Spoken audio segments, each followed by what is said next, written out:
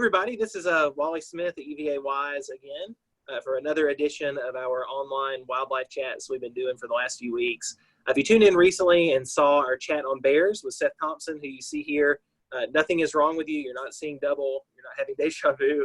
We're actually having him back for another edition to talk this time about elk. His last talk on bears was outstanding. So I want to make sure you had a chance to talk about a really cool animal that is coming back here in Virginia. This is one of my favorite animals as well. We've been up to see them a few times in Buchanan County and have seen some elsewhere in the region as well. And I figured this would be another really good topic for folks who are stuck at home right now or college students who are hoping to learn a little bit more about the outdoors, to learn about this really honestly incredible animal that we've got here in Virginia. So I'll turn it over to Seth and let him explain a little bit about elk and what's happening with VDGIF, the Department of Game and Inland Fisheries here in Southwest Virginia. Well, thank you, Wally. And as he mentioned, I'm the district wildlife biologist with the Department of Game and Inland Fisheries. I'm based here in Wise, Virginia, and I cover 6 counties, including Buchanan County, where a few years ago, some of you may recall that we started an elk restoration program in 2012, 2013, and 2014. We went into Kentucky and physically captured over those 3 years a total of 75 elk, and took them to Buchanan County to a release site where we released those animals and started an elk restoration program. And elk are a native species. A lot of folks don't realize that. We had elk here up through the mid to late 1800s. At that point, they were extirpated, and there were other subsequent attempts to restore elk that were unsuccessful over the years. But we hopefully now have learned a lot more about elk and what their needs are, and hopefully this time around we will be successful. But we have a lot of exciting things going on with our elk program, so I wanted to just update everyone on that today. This talk will be less about elk biology and more about sort of on the ground management and kind of some of the things that we're dealing with as an agency to restore and manage elk on the landscape. With that, you know, I think it's important to point out to folks that we are basically surrounded by elk. Kentucky started a restoration program in the late 90s. They currently have around 12,000 head of elk in the green counties that you see there, so quite a few animals. And in the early 2000s, elk were starting to come into Virginia, especially in Wise County. So we knew we were going to have elk, and ultimately around 2010 is when our agency really started to embrace this idea of creating an elk program here in Virginia and sort of embracing these animals that were coming in from Kentucky. But West Virginia has also started a restoration program as well. They have around 100 animals at this point. Tennessee has around 450 animals. North Carolina has about 150 to 200 elk. So we're basically surrounded by elk. We were going to have elk whether we wanted them or not, but ultimately we decided to embrace elk, and there's a lot of popular support for elk here in Virginia at this point. So eventually, we believe these herds will all sort of be connected in some ways. Obviously, our herds are somewhat connected to the Kentucky herds, but as everybody's population grows and elk move around on the landscape, it'll basically eventually be one giant herd at that point with genetic exchange. So a lot of folks ask us, well, we've got about 250 head of elk, but how did you get that number? How do you know how many elk you have? And so initially we started out, we were doing these helicopter flights. We were doing surveys in areas that we knew there were elk, and we were flying in these patterns and had different observers in the helicopter to come up with a number of elk given the amount of flight space that we were covering. And it just didn't work. We were covering a lot of country. It's expensive, it's dangerous to fly. You know, one of the leading causes of death for wildlife biologists is plane and helicopter crashes. So we weren't really getting very good results. We weren't seeing enough elk to really give us a good, robust population assessment. So we kind of trashed this idea, too expensive, too dangerous, and with little output. We weren't getting the information we needed. But we have been capturing and collaring elk over the winter. We go in and we've got these GPS radio collars that we dart and immobilize elk and put these collars out, and we also ear tag the individuals. But it's a lot of fun. We learn so much about elk from these GPS radio collars. We learn a lot about where they're traveling, what type of habitat they are selecting. If an animal dies that's wearing a collar, the radio collar alerts us, and we can go in there hopefully within a day or so, and we can assess what actually killed the animal. So we just learned a tremendous amount from those radio collars that we can't really get any other way. There's a lot of non-invasive methods in wildlife research, but we really can't answer the questions that we need to answer without those radio collars. So that's crucial. And also, when we do, as I mentioned, the ear tags, you can see on this animal, there's an ear tag that has a unique ID number on it. And anytime we capture or handle an elk, we put a unique ear tag on that individual, so that if we do try maybe a camera study where we're using a camera grid to collect population information, we can identify that individual. Also, elk have unique antler sizes and shapes, so we can distinguish individuals that way. We also know that elk calves have unique spot patterns, so we can identify individual calves as well. So we are looking into some of those non-invasive research options to assess our population numbers. But until we really come up with a good way to do that, we're going to continue to capture and collar animals. This past winter, we collared, I think, 12, maybe that many the previous winter. But it really works out. Elk are darted, they're maybe down and immobilized for maybe 10 or 15 minutes, and then we give them a reversal and they're up and on their way. No harm, no foul. It really isn't too difficult for the animal. And this is some of the information that we get. You know, each individual animal has a color coordination here, and you can see the vast majority of our animals stay in the Buchanan County area. A couple animals looks like they went into Kentucky for a little ways. We had some animals move down to the Clinchco area in Dickinson County, and a couple others that kind of went down in this Daints, Hazel Mountain country along the Russell-Dickinson County line.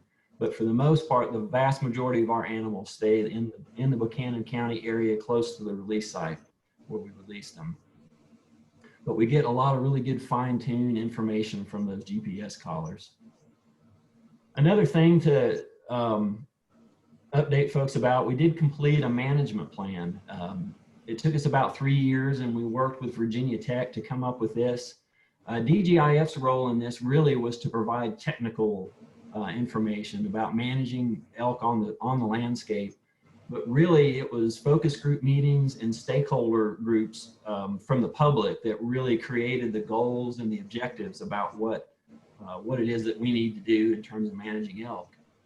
So a lot of public input and coordination with this management plan, and it's good for 10 years. After 10 years, we will go back to and do public surveys, comment periods. We'll work with our stakeholders to get a sense of how things are going. We know that elk populations change in 10 years, and people's attitudes and human populations and land use changes. So we want to go back to the public and sort of update those goals and kind of get a sense of how we're doing and how maybe we can move forward for the next 10 years. But we have a black bear management plan, a turkey management plan, a deer management plan, I think a trout management plan. But this is a really important document that reflects what the public wants us to do with elk and sort of guides how we manage elk moving forward. We had some stakeholder and focus group meetings, but we also did a managers survey, and the managers were basically other states who have or have thought about elk programs. And we wanted to just survey them and get a sense of maybe what are some of the unforeseen challenges that they didn't expect, or different things that we could learn from their experience and whatever status they are in their respective states that would kind of help us as we thought through the process and as we manage elk. We were surprised, almost everybody that we spoke to or surveyed said that they were surprised at how slow the population was to grow for a number of different reasons, whether it was management removals, poaching, disease issues, but they were really surprised about that. And they were also surprised at how controversial and political the elk management became, which was interesting. And we've had some controversy with elk here in Virginia, but for the most part, we have a lot of public support. We also did a public survey. I think 3,600 of those surveys over the phone were completed. I want to say over 2,000 of those were in Southwest Virginia. The rest were around the state elsewhere. So we got a lot of public input on this plan, and we're quite proud of it. In the plan, there's a big session about the history of elk. As I mentioned, there's a number of efforts to try to restore elk previously that didn't work out for whatever reason. There's a big section on biology and ecology of elk, what their requirements are in terms of food and land use. Supply and demand, there's a lot of interest in recreational needs, whether it's viewing or hunting of elk. Also, elk can and do cause conflict with agriculture and maybe vehicle collisions. So there's a lot of things and challenges that come to having elk on the landscape.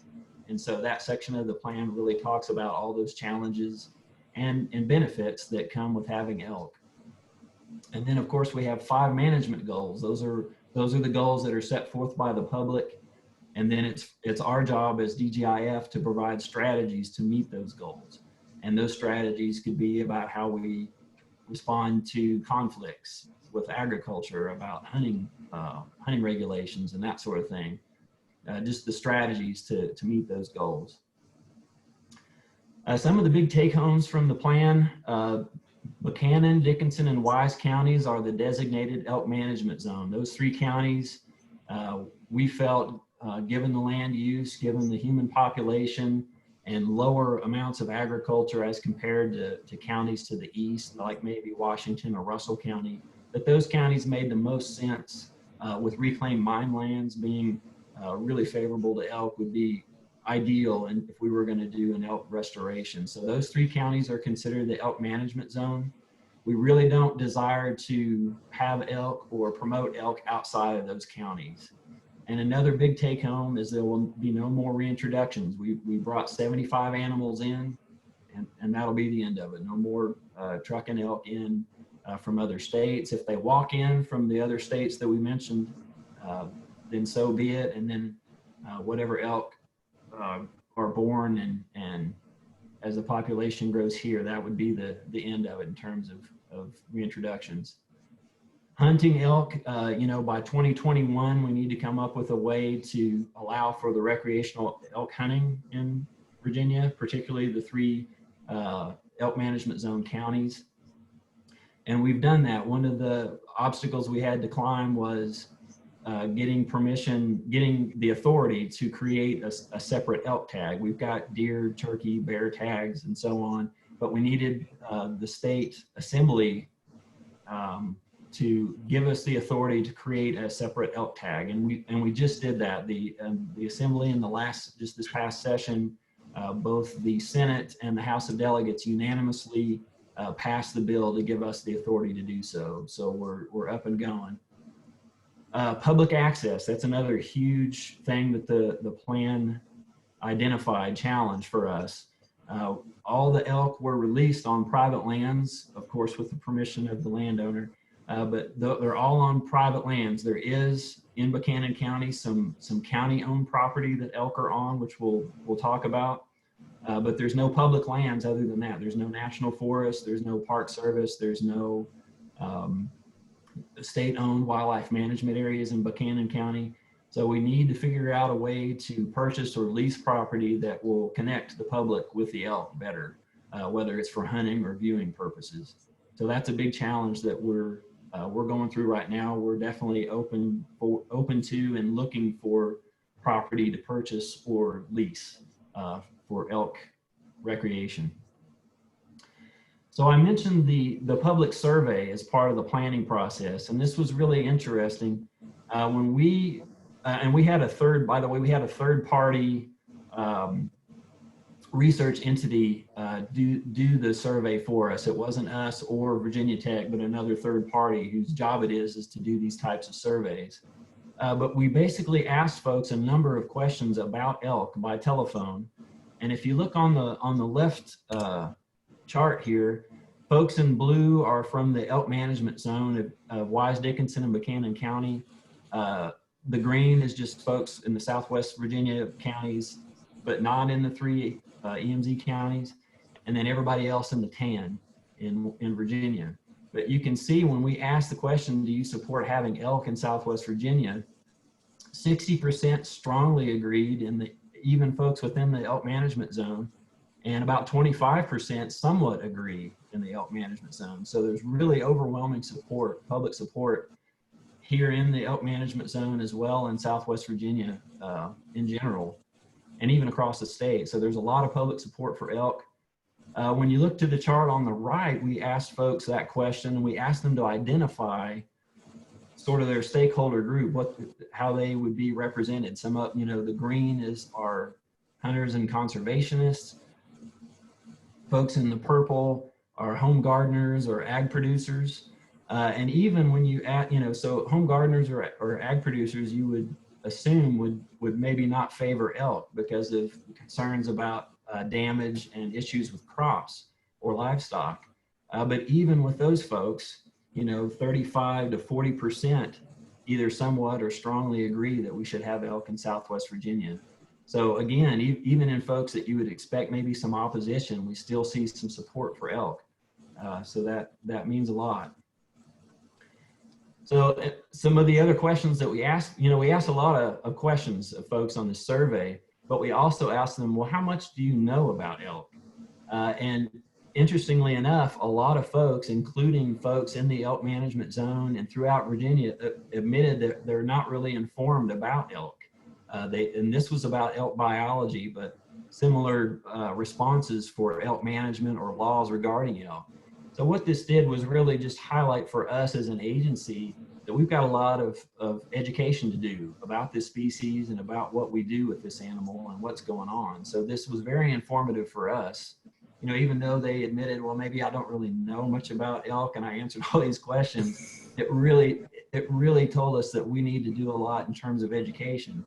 So I was happy today when you, Wally, invited me to share some of this information about elk and what we're doing with elk and what the current status is. So again, a lot of public positive attitudes and public support for elk.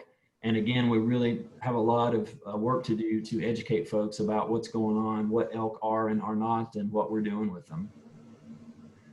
So some of the successes we've had, we talked about connecting the public with the elk. And we're doing really well with elk viewing. We've got some public elk viewing towers up in Buchanan County on the county-owned property. This is up in the Poplar Gap and Southern Gap area of near Van Sant in Buchanan County. And you can see, obviously, here's a big group of folks out seeing these elk on a nice evening at sunset. There's habitat that is maintained and managed specifically for those elk. So right there, but you can see deer, bear, turkey. There's a lot of other species, other grassland species that have shown up on these elk sites. So it's really great and growing. A lot of people, more and more, are going to Buchanan County to view elk as part of the natural wildlife heritage there. That Southern Gap Visitor Center too is just fantastic. That's one of the neatest facilities, in addition to the elk viewing area. I guess nobody go now while we're social distancing, but it is a really cool thing to see once it frees up. You'd be surprised. On Saturdays, that place is a madhouse, and folks are there. There's a lot of camping. There's a lot of other recreational things to do there, ATVs and so on, but elk are part of that experience, and people know that, and people are going there more and more all the time, and it's encouraging. So another thing that we have going on is the elk viewing cam. We run this between September and October every year, and we do it that time of year because that's when elk are rutting, bulls are bugling, and collecting cow elk into harems that they defend. So they're very active, very vocal, and it's really been amazing. Last year, it was open for maybe 2 or 3 months, and we had over 164,000 views from multiple countries around the world, multiple states in the United States. A lot of interest on seeing elk here in Virginia. We also have some of you may be familiar with the Richmond Falcon Cam. We have peregrine falcons with a camera on their nesting site. I think they've laid an egg, I think, within the last couple of days. But we do have an elk cam.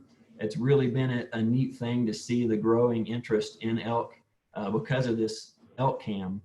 We actually had a person who was on an ATV and was basically trespassing on the elk site, and multiple viewers saw him live on the elk cam and immediately called the game warden, and he got caught and ticketed for a number of violations. So it was great. Folks were tuned in and were able to catch that guy. So that was really nice. So currently in Virginia, in terms of hunting seasons, a lot of folks ask, well, when are we going to have a hunt in the elk management zone? And currently that is closed in Wise, Dickinson, and Buchanan County. It's illegal to harvest or kill an elk in those 3 counties. But now that we have the authority to create an elk tag, in the next year or so, we're going to be putting together our hunting regulations and putting together a hunt that folks, it'll be a lottery draw. You put your name in the hat and get drawn to hunt within those 3 counties. So that's coming up, something exciting. We got a lot of work to do to get that rolled out correctly, but that'll add a whole nother layer of excitement and interest in elk as well. Outside of the elk management zone, say Scott or Lee County or Russell County, you can harvest an elk on your deer tag within a deer season. So, and that'll continue.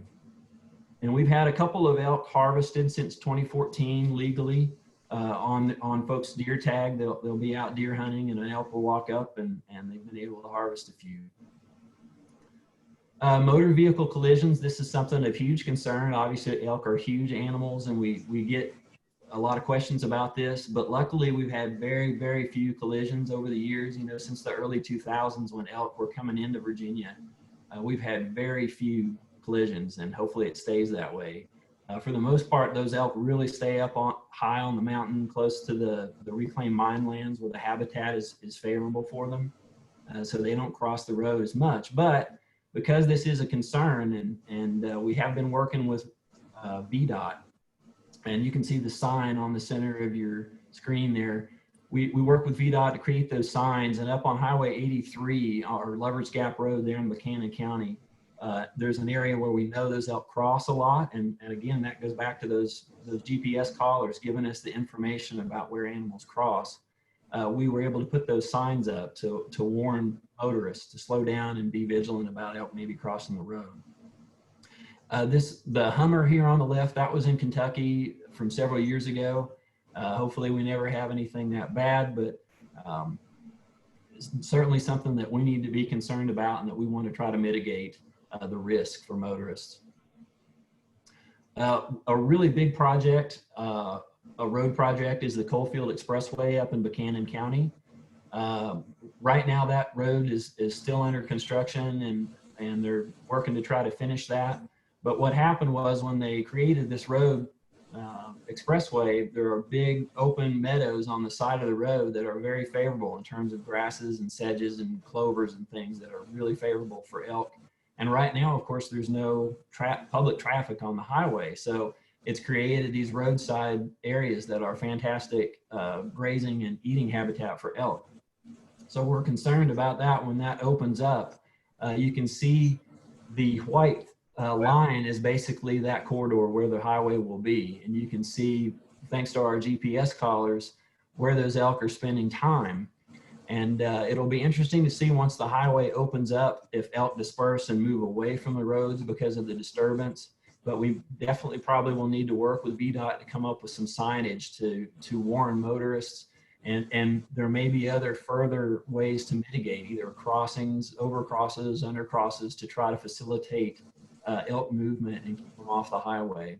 So that's something that's sort of on our radar screen, that is that expressway continues its development, that we want to try to be involved in. And again, this is where our GPS collars really come in handy to sort of identify areas where elk may want to cross naturally. So that'll kind of help us focus where we should put crossings, where we should put signs. So good information from those GPS collars. Another big issue with having elk on the landscape is our disease concerns. Diseases not only to people, but also to other wildlife and especially livestock. So when we captured elk in Kentucky for our restoration program, all those animals went under quarantine and were tested for a multitude of diseases. And I have a big list here. The first two, bovine tuberculosis and brucellosis, those are biggies for the cattle industry. We've never detected brucellosis or bovine tuberculosis in Virginia. I think brucellosis is mostly out west. You hear it around the Yellowstone ecosystem. Elk and bison there sometimes have brucellosis. Bovine tuberculosis is in white-tailed deer in, I think, Indiana and Michigan, but we've not had any of those here. But those are big concerns that the livestock industry has with having elk on the landscape. But we're very vigilant about testing elk for diseases, both before we started our restoration and now if we get our hands on an elk, we try to do all the disease testing that we can just to make sure. You also see chronic wasting disease, meningeal brainworm, both of those we'll talk about. But very, very much a big part of my job is disease testing. If we have an elk that we have to put down or that we find dead, taking samples from that animal and submitting for disease testing is critical.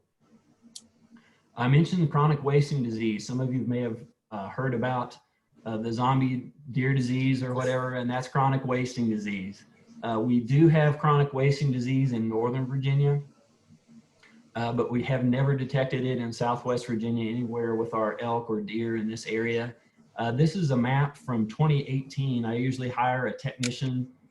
We work with taxidermists and meat processors and hunt clubs and so on, and VDOT with roadkill. And this is from 2018. These are the locations of deer or elk that we have tested for chronic wasting disease. It looks like about 270 some samples in 2018. We never detected it. We got a pretty good distribution of samples throughout my 6-county district. And we did, I don't have 2019 data yet. I can tell you that we did not detect CWD in 2019, and we had 331 samples, I believe, this past year. So we definitely want to stay vigilant about chronic wasting disease as well. And we do that every year and hopefully get more and more samples and a better distribution on the landscape every year. But we get a lot of cooperation from the public. I mentioned, hunters, hunt clubs, taxidermists, and meat processors really help us out, and VDOT with roadkill. Brainworm, Paraelaphostrongylis tenuis. That's the critter we're talking about here. Strongyles, those of you that have pets or maybe livestock, you deworm your animals for strongyles. This is in the strongyle family. And it starts out, the larvae are in snails. So if a deer or elk accidentally ingests a snail, either drinking or eating on a blade of grass or whatever, those snails, the larvae in the snails will hatch. In elk, they go to the brain as a worm and just start eating the brain. And this on the left, the picture is of a brain worm on the brain of an elk. And those elk start to lose weight. They'll start to tilt their head, like you can see this guy at the top. They'll start walking in circles, kind of acting strangely. They'll kind of stick in one area. They lose their fear. You can see this guy. Don't ever do this at home. Don't ever pet or touch an elk or any wildlife for that matter. But this is kind of the stuff that happens. And eventually the animal has to be put down or dies on its own. But this is really common in the East. All the elk projects in the East in multiple states deal with this, the brain worm. White-tailed deer do get the worm, but it doesn't affect them as the same. It doesn't go to the brain. And what happens is the white-tailed deer spread the larva on the landscape. It just goes right through, as a host, it just goes right through the deer, and deer just spread it out more on the landscape, but it doesn't affect them. Brainworm, interestingly, can affect llamas and alpacas. So we have had some issues with brainworm transferred by deer mainly in other counties to those livestock species. So this one is a little bit of a concern for some, certainly for llama and alpaca owners. But we probably have to euthanize or find an animal or deal with an animal that elk that is, you know, maybe half a dozen times a year we lose to brainworm. Conflicts. We respond to conflicts with elk just the same as we would any other animal.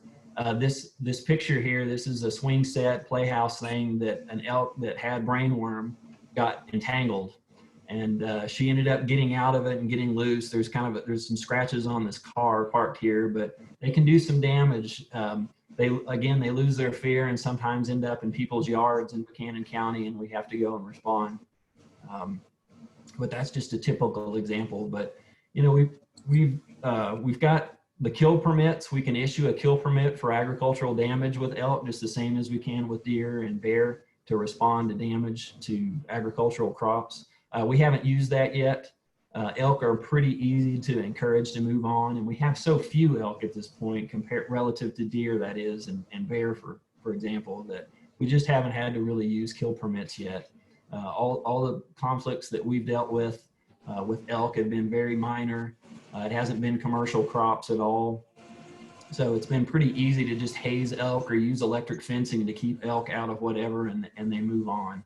But we use rubber bullets, electric fencing, different types of things to scare and discourage elk, and it works really well. Education is another one. We've got a lot to do with education about how to prevent conflicts and issues with elk and so on. So I threw this in. This is just another kind of thing that happened. This was about this time of year last year. We had some gas well tenders that were driving up a gas well road that they checked maybe once or twice a year. So it was really lucky for this elk that they found him. But he was stuck to this bush over here. I think that's an autumn olive bush or something like that. And if you look really closely, you can see sort of in the middle of about halfway between us and the elk, I guess, you can see these wires. They're like telephone wires on the ground. And what has happened is he has gotten all of these telephone wires wrapped around his antlers and stuck to this tree. So these well tenders just happened to be up there. They called us. I went up there and a couple of other game wardens, and we were able to dart this animal and immobilize him so we could get him loose and free from all this wire. And we had a Sawzall, just a battery operated Sawzall, and I worked on dealing with the immobilization and checking the animal's vital rates while those guys got in there and cut his antlers off. You know, in the spring, this time of year, bulls are losing their antlers anyway. So it wasn't losing or missing his antlers, I guess, by us cutting him off. And of course, we wanted to try to save his life as well. So we got those, just in a few minutes, we got those antlers off and got him up and going, reversed the drug, and he just jumped up and trotted down the road. He kind of looks like a camel. But those are some of the things that we encounter sometimes. I'll get a call about an animal in trouble like that. That was the first one really with elk, like an entanglement that I showed up and the animal was still tangled up, that we were able to free, and sort of a feel-good story. But after this, the Rocky Mountain Elk Foundation, the local chapter there in Buchanan County, organized a big, like a field day to work on habitat and different projects. And this was one of the projects. They went back to this site and removed hundreds and hundreds of feet of abandoned telephone wires to get it off the landscape to try to prevent this kind of thing from happening again. But with that, we've got a lot. They're just incredible animals, the charismatic megafauna, for sure. for Virginia, they're amazing. They're really beautiful. I encourage everyone to go up to Buchanan County, the Van Sant area, to Southern Gap Adventures and Poplar Gap Park to the viewing towers to see elk. Your chances are pretty good in the early mornings and late evenings to see or even hear elk up there, especially in September and October when they're in the rut. But we've got a lot of exciting things going on with our elk program, and so I was happy today to share that with you. Well, thanks so much. I know it's just always incredible for me to think about, like you were saying at the start of things, you know, the elk kind of disappeared from the landscape due to what we did. Now they're coming back, and it's crazy to think about kind of how the landscape will respond too. Because I know I've seen some studies that have shown when a lot of these, you know, browsers and grazers were not on the landscape anymore, the forest composition, you know, even shifted in the region. And it's interesting to think about plugging something back into the ecosystem that's supposed to be here, and ultimately will probably have some ripple effects down the road, which is always really cool. So. Absolutely. It's a neat process to watch. Cool. Well, thank you so much again. And I'll just second what he said about getting out and seeing the elk. The Southern Gap area is awesome. I know Breaks Interstate Park, I think in the past, has done some guided elk tours. So if you're interested, it's a way to do it. You don't have to pay, I think, to go to Southern Gap. You do if you do the Breaks tour, but it's a good way to get out and see a really cool animal. So thanks again so much. You're welcome. It was my pleasure.